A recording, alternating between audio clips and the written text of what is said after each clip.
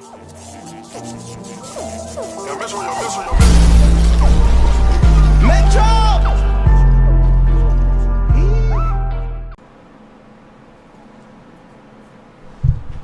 what's up YouTube? Metro Hero 2012 here, coming at you with a fantasy draft. So, I am going to be pretty into fantasy this year, and while it was still preseason, I figured I'd make a couple videos just on how I do my fantasy drafts, and I'm going to mock each position 1 through 10 because I'm doing 2 10-team leagues. So for me, this makes sense, and for you it makes sense to watch kind of what my strategy is, just to see if it might relate to you, see if you can gain any insight from it, kind of walk through what I'm thinking in my head when I'm making these picks. I don't expect a whole bunch of people to watch this, but for those of you who do watch it, I hope it does help you in your fantasy drafts. Mock drafts are just a fun thing for me to do, so I figured this would be just a decent video. So we're going to go ahead here and start off with pick number 1, and to me, I think it's a pretty clear-cut number 1. Sorry about that. I will turn that off. Okay, so Todd Gurley, David Johnson are great. I think you need a top-tier running back. You can't go wide receiver with the first pick. You need 1 or 2 great running backs this year. And I think Le'Veon Bell, even though things that are going on, his holdout or whatever, I think he's still going to come back and be an excellent running back. You have to take Le'Veon Bell if you're number 1. He gets, in a half point or full point PPR, you have to take him. If not, maybe Todd Gurley. I could see that either way, and maybe David Johnson. But I personally like Le'Veon Bell the best. I think he is just utilized so heavily in that offense. And yeah, I think just because of the way the Steelers work, Le'Veon Bell is definitely number 1. If you want to go David Johnson or Todd Gurley, I understand that. But if you have one of the first 4 or 5 picks and you have the option to get Bell, Johnson, Gurley, or Elliott, you should definitely do that. I think there's a pretty decent drop there between Elliott and Barkley. So yeah, one of those 4 guys, you want them. If they're gone, I would probably go wide receiver if Brown is there. If Brown is not there, then I would be looking at someone like Saquon. Probably not Kamara. I probably will end up taking Kamara in some drafts, but for now I'm kind of shying away from him. I don't know. Obviously, I think he works pretty well in the New Orleans Saints offense. I have trouble seeing someone get picked so low last year and getting picked so high this year. Same with Kareem Hunt. I had him last year, so it's going to be hard for me to draft him in the first or second round, so I just don't know. Probably stay away. Just because Mark Ingram's going to come back eventually, and he's a decent piece that the New Orleans Saints like to use. So when it comes to super heavy workload, I want a guy that's clear-cut, has the entire role. That's Elliott, Gurley, Johnson, Bell. So, and probably Barkley. Otherwise, people are kind of splitting time. Le'Veon Bell is the epitome of it. He gets about 8% of the reps. So that's kind of why I shy away from Kamara. But with the number 1 pick, I go Bell. And then the draft is kind of folding out the way I would expect it to. Get all those backs taken, then someone wants wide receiver, and then 3 more running backs taken. So you can see in the first round, it's all running backs. In the first 2 rounds, you need to take 1 running back. You cannot go without taking a running back. I'm adamant about this year. I used to be okay with RB0. Like, in years prior, I'd take, like, Antonio Brown, maybe Julio Jones in, like, the second round if I could get him. And I wouldn't take any running backs. And then later I'd draft guys, and I would find guys like Kareem Hunt, or I would use later picks to trade up and get someone else's good running back. But I would always take 2 stud wide receivers, because having that consistent workload for a wide receiver, that's why the top tier wide receivers are top tiers, because they get a heavy target load, and you do really, really need a guy like that, just not as bad as you need a top tier running back this year. So, top tier running back is your number 1 priority. Number 2 priority is getting a high volume target wide receiver. So still a couple on the board, obviously. Odell Beckham, Keenan Allen, Michael Thomas, AJ Green. There's a drop off there. Devontae Adams is going to be Rodgers' number 1 this year. There's Gronk. We'll maybe get to that. Mike Evans, Larry Fitzgerald. A lot of people are high on this year. Doug Baldwin, people are falling off on this year. Well, let's see where it shakes up by the time we get to pick 20. I really like the Melvin Gordon, the second round pick as well. Melvin Gordon, Odell Beckham, a second-round pick. Those are two pretty good second-round picks. I wish I could get them. But because I had that number 1 pick, I'm really falling down here, not able to get maybe a guy I want. There are some later round wide receivers that I kind of like, so I'm okay with not taking a wide receiver for a while. So if it comes to my next pick, 2 picks, and I take 1 or maybe even 2 running backs, I won't feel too bad about it. So let's see who we're going to end up with here. It looks like probably a couple wide receivers. I'm a little weary on LaShawn McCoy, but he could be really good, so definitely hard to say with any of these guys. It's hard to predict any of this. But with my swing picks, I might just have Gronk sitting there. I might have to take him. I don't know, man. It really depends on what's available. Okay, so based on what's available right now, I for sure want Devonta Freeman because I want that second back. That's going to be amazing. And then I would want a high target wide receiver, but also Gronk is still available. I could take Gronk. And because of where we are at with wide receivers, Mike Evans is the guy I like because he's going to get the heavy target load, but also Jameis Winston is going to be out for a little while. So I don't know how productive he's going to be this year, but we know Gronk is there, and we know how much he gets utilized. So in this case scenario, because I'm the number 1 pick, I think I might go Gronk here, but it's really tough for me to pick between Gronk and Mike Evans. I have my 2 bell cow running backs. There's so many decent running backs and good wide receivers later. I usually don't like taking a tight end. I normally don't take Gronk in any of my mocks. Alright, I think I want a high target wide receiver, so I'm going to go Mike Evans over Gronk. It was very close, though. You could go either way. I could see Gronk being a 3rd-round pick. I would not take him any earlier than that, but I could see why people would want to take him in the 3rd round. So that's just my thought process there. But Mike Evans, now I have 2 plug-and-play running backs, 1 plug-and-play wide receiver. Now I just have to flex 1 wide receiver each week and 1 flex play. There's a lot of different guys I like. Josh Gordon's coming up. He's a guy I did like, but now that he hasn't reported to anything and Jarvis Landry's building chemistry with Tyrod, I have a weird feeling that Tyrod will like him as his number 1, and then Josh Gordon will kind of fall off.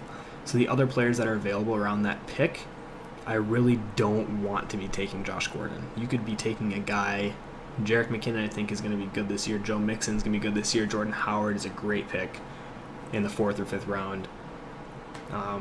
Alshon Jeffrey I'm okay on. Amari Cooper I really want this year. Now that Crabtree's gone, it's just Nelson. I have a really good feeling about Amari Cooper and Derek Carr this year. Not maybe Derek Carr, but like the connection between Derek Carr and Amari Cooper I feel good about. So I would love to have Amari Cooper drop to me, but that would be pretty lucky. I don't think that's going to happen. Stephon Diggs just got picked. But yeah, there's a lot of guys coming up that I like, so I think we're going to be okay either way. And maybe I'll kind of explain why tight end I was okay with not taking Gronk once we get to the later picks. But that is where we're at right now. Larry Fitzgerald lasted to almost the 4th round. That was a good pick by that guy.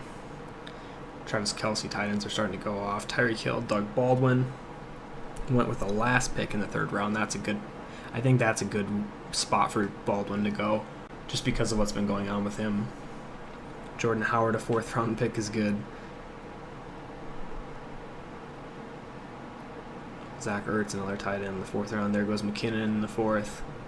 Have a nice for him to fall, but not happening, looks like. Joe Mixon's still on the board. I think he's going to have a really good year this year. There's a couple guys to be pretty happy with, actually, in this turn, so. There goes Cooper. I would have loved Cooper, but he's gone, so that's a big bummer that Cooper's gone. Golden Tate's always a really steady guy, so if he drops, I might like him. And someone picked Josh Gordon, so Golden Tate is still available, so he'd be a solid play week in and week out because he gets targets a lot. So I can go with a solid wide receiver, so that I have 2 solid wide receivers, and then I can risk it on flexi guys that I think could have good years, but I'd be safe with my wide receivers if I took Tate. I am going to take Golden Tate just for that, to solidify those positions. And then now the guys that are left, I really like Royce Freeman, and I love Darius Geis. I think Geis is going to have a good year, especially with Chris Thompson coming off an injury. And they really like Geis in Washington, and he did so well in the SEC. I have a feeling he's going to have a pretty good year. He could be one of those rookie running backs. There's usually at least one rookie running back every year that shocks people and is at the top. I think it's going to be Geis. So for me, I'm going to take him with that kind of flex pick. Or if Bell or Freeman get hurt or don't pan out this year, I can have Geis to come in for them. So far I like my team with the 3 strong running backs, 2 solid wide receivers. Evans has the big upside. Golden Tate is more of a solid play every week than a huge upside guy. But I kind of like how that turned out. There's more guys. See, the thing with picking number 1 is you have such a huge gap in between your rounds that you're going to have a big tier gap. So there's a lot of guys I'm going to miss out. It's the Ajayi range. I would really love to have gotten Ajayi, but I won't get a shot at him. Crabtree, don't really care for Baltimore wide receivers. I think Corey Davis is going to have a good year this year. Pierre Garcon was supposed to have a good year last year, but kind of didn't. I could see him having a good year this year. But we are going to be really stuck where we're picking next. Unless somebody falls, we're going to be in a really weird scenario, guys. Don't know if I like the look of this. Yeesh.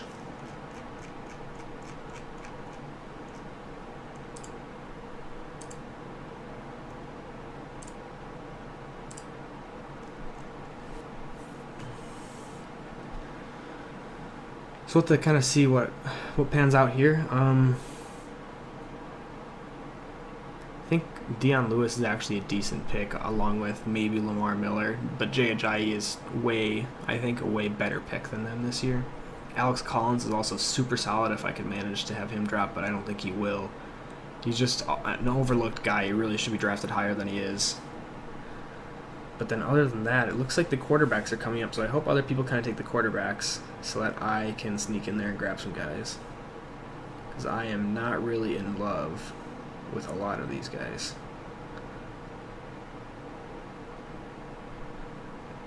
I'm not going to lie, I think our next picks, we might have some reaches just so we can get guys that we like. I'm not going to take guys up here just because they're here.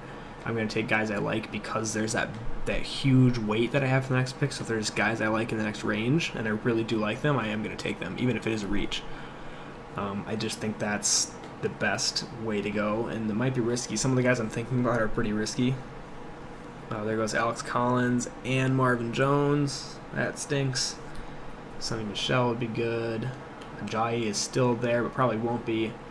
If Ajayi or Deion Lewis are there, I'd probably go for one of them, even though we already have 3 running backs. I think that's a good play there.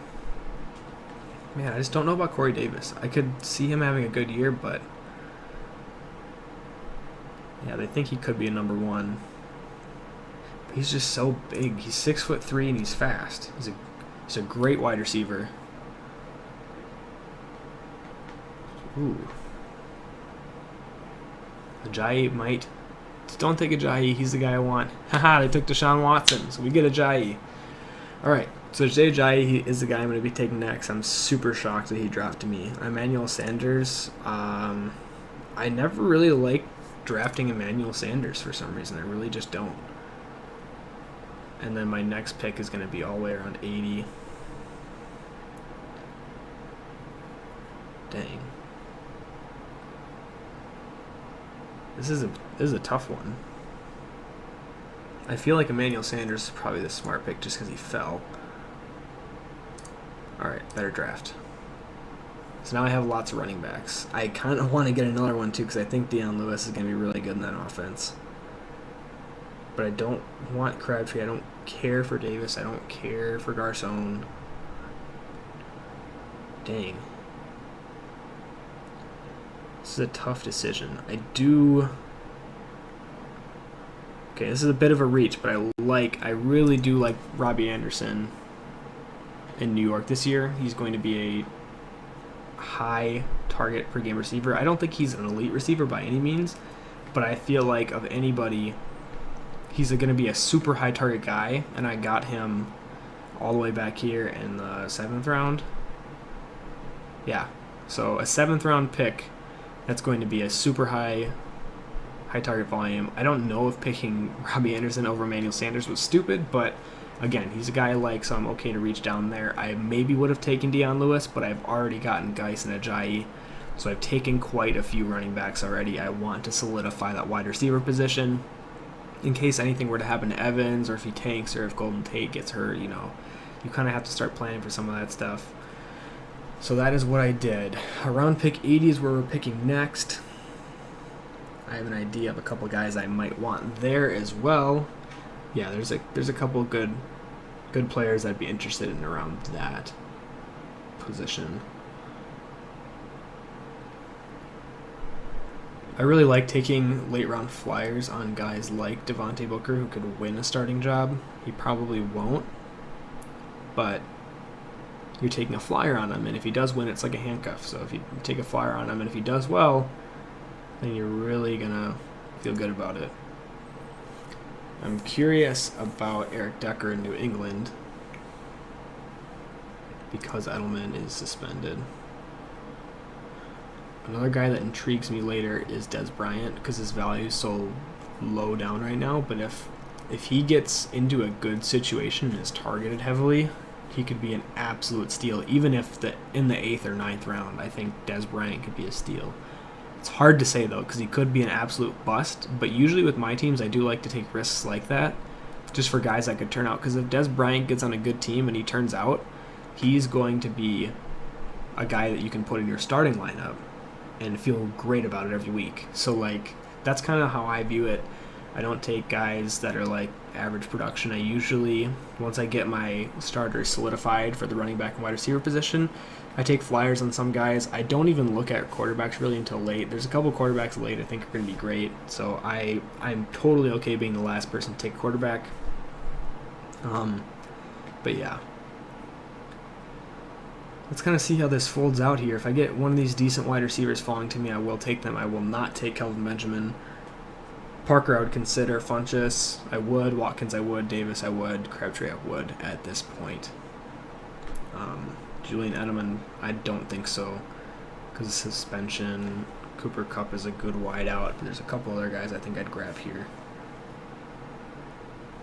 I really, really like Kenny Stills. And Rex Burkhead as well. Yeah, let's see how it folds out, and then I'll let you know. Couple more picks left. Corey Davis is still on the board. Oh my. That would be an easy pick if he was still there. This guy's got to wise up. Take Corey Davis. If he's still here, that's crazy, buddy. No way he's still here. I'm crossing my fingers, guys. That would be huge for us to get Corey Davis here in the end of the 8th round, practically the 9th round. That would be huge. Come on, Neil. Edelman. He took Edelman. Okay. So now there's two guys I do want here. I will tell you who and why. Corey Davis, obviously, because he fell. I was considering him last round, and that was 20 picks away. He's still here. We're going to draft him in hopes that he develops with Marcus Mariota and becomes a beast wide receiver. I think he could definitely be that huge number one. And then this might surprise some people, but with this next pick, I really like Jordan Reed's value this year.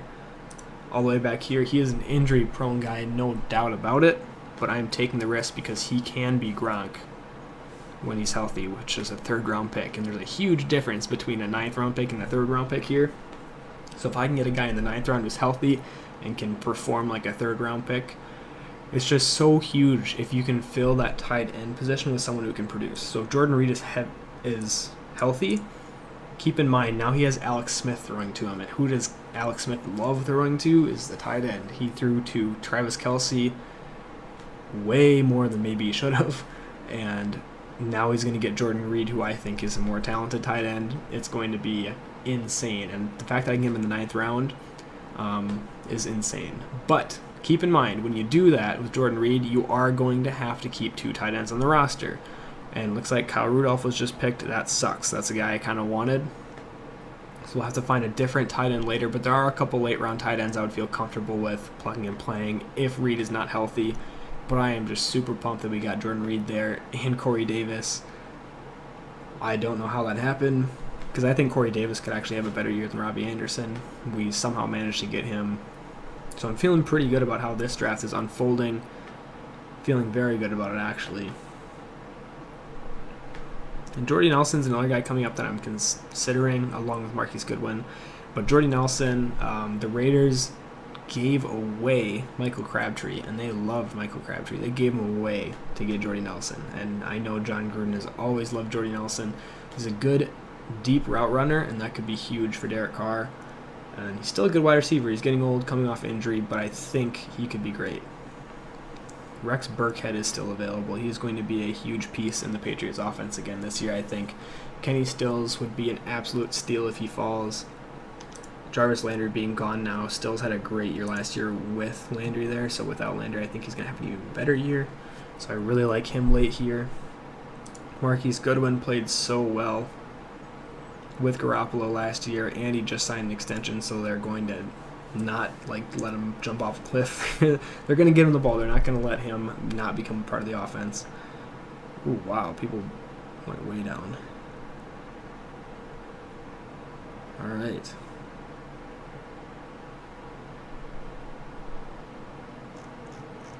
Stills is still there. Now he's gone. Kenny Stills, what a pick. Dang. Alright, a lot of guys I like still.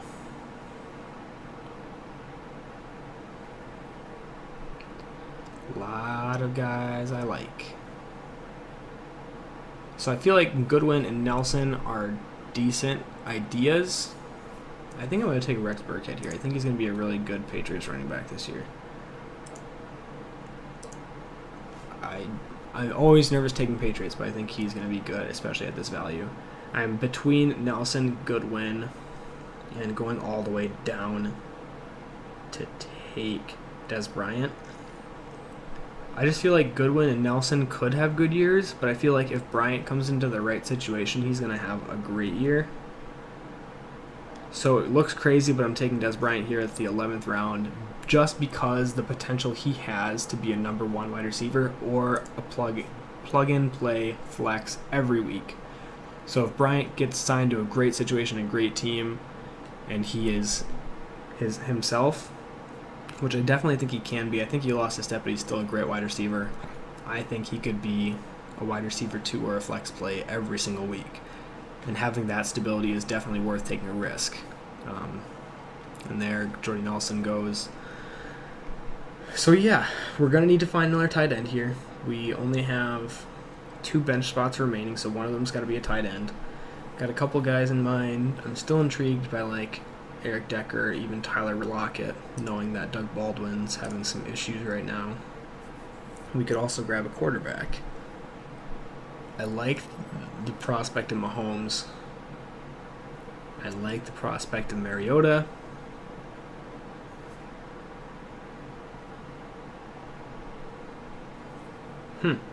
We'll see where we're at when our pick comes around. A couple quarterbacks I like this year, who I know I can get. Surprisingly, Eli Manning.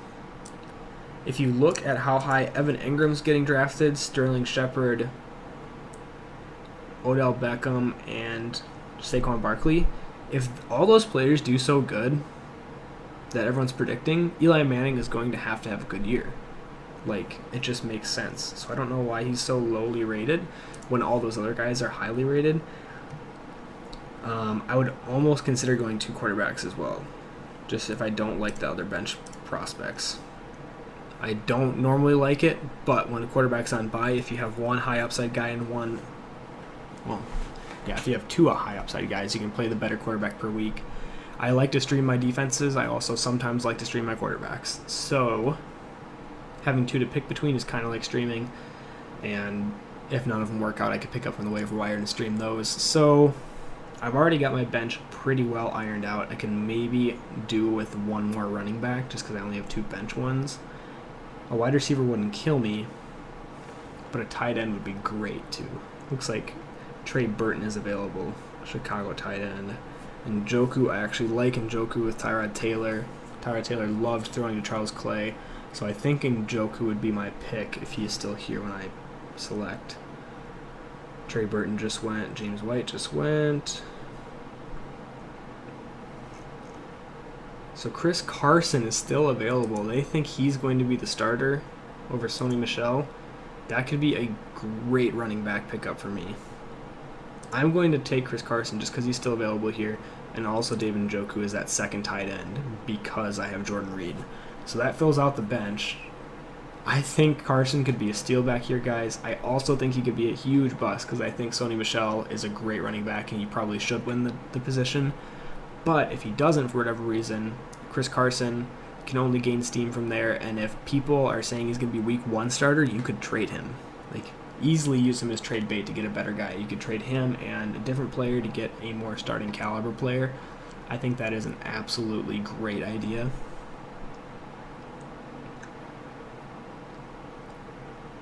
So yeah, now we're coming down to the last pick. It's going to be a quarterback. Well, technically the last pick. I'll pick whatever kicker. Maybe I'll pick Justin Tucker if he's still here, and then get whatever quarterback is still available. We'll have to see how it pans out, I guess. There goes Decker. All right, so we're probably looking at quarterback. Mahomes would be great. Garoppolo, decent. But that's the thing, guys, is this year I think Manning's going to be okay. So that's why I'm waiting, because if I can't get a guy like Mahomes or Garoppolo that I kind of want, or maybe Mariota, I can always go for a guy like Eli, who I think is going to have a much better year than people think. He had a terrible offensive line last year. Odell got hurt. He did not have Saquon Barkley as a running back. Now he's going to have all those tools, and Nate Solder. I think it's going to be a much better year for Eli Manning, and it's not even going to be close. I think he's vastly underrated. So I think he'd be a great quarterback pick this year. But also Mahomes with Sammy Watkins, Tyreek Hill, Kareem Hunt, Travis Kelce, and the gunslinger mentality, I think Patrick Mahomes can be a beast. I really do. So I think that's where I stand. I think I probably want Mahomes because I know Eli Manning's going to be on the waivers, so I can always pick him up if I feel like I want to. Oh, man. I've been hyping Eli Manning this entire time, but Mahomes is still here. I will take Mahomes, but just keep in mind that I think Eli Manning is really the guy. And Gostowski and Tucker are still here, so I'll take Tucker, and I'm likely going to stream my defense. So the last pick really doesn't matter, guys.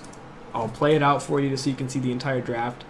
But defense doesn't matter. I'm going to drop them. Whoever has the best week 1 matchup is who I'm going to play. Like, it used to be whoever plays against the Browns, but whoever's like the worst team in the NFL this year is going to be who I'm going to stream it against, like the Dolphins or something. I don't know. Whoever is a terrible offense, you look at who's the defense that's playing them that week, and you go on the waiver wire, and you pick them up, and you play them, and you get lots of points. It's way better than taking your defense too early, or some people I've seen take 2 defenses, which is really stupid. Calvin Ridley, that's a pretty good late round pick. I think he's going to be a really, really good rookie wide receiver. But yeah, that really wraps it up, guys. I'm just going to take a random defense here. If you guys like this video, make sure to hit the thumbs up so I can know to make more of these. If you want to see the rest of the positions, I'm likely going to do them anyways because it doesn't take too much time to sit through and do a mock draft, and I want to do them anyways. I want to get better at drafting. But let me know what you thought of my team, if I made a mistake, if you think I drafted guys too high like Des Bryant, if you think it's just a stupid pick, or I think this team looks really good though. I think this is a great fantasy team. I took 6 running backs and 5 wide receivers. Holy cow. 2 tight ends. Yeah. leave a like on the video. Hopefully you guys like my other videos. I'm just ranting here until I can pick a defense. My Madden videos are coming out soon, so next week when Madden comes out on like Friday, I believe, I will be doing a rebuild. Those of you who are familiar with my channel know that last year I did realistic 49ers, and it was really fun. So tune in for that. Stick to the channel, subscribe, hit the bell thing. I don't know, that's what they all say nowadays. I don't really care. Just watch my videos if you like them. If you don't like them, don't watch them. Hit the thumbs down. I don't care. What defense are we going to get, Titans or Panthers?